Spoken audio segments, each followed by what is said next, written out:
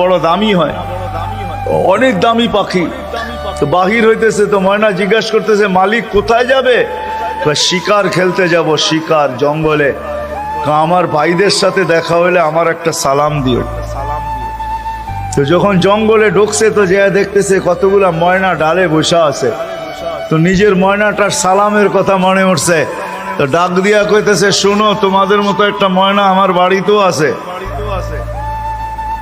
সে তোমাদেরকে সালাম দিছে। এই কথা বলতে দেরি এই ময়নাগুলা ডালের থেকে পড়া মরতে দেরি হয় না। তার মন খারাপ হয়ে গেছে যে ওর সালামে এমন কি বিষ মিশানো ছিল যে এত দামি দামি 12-13টা ময়না মরে গেল।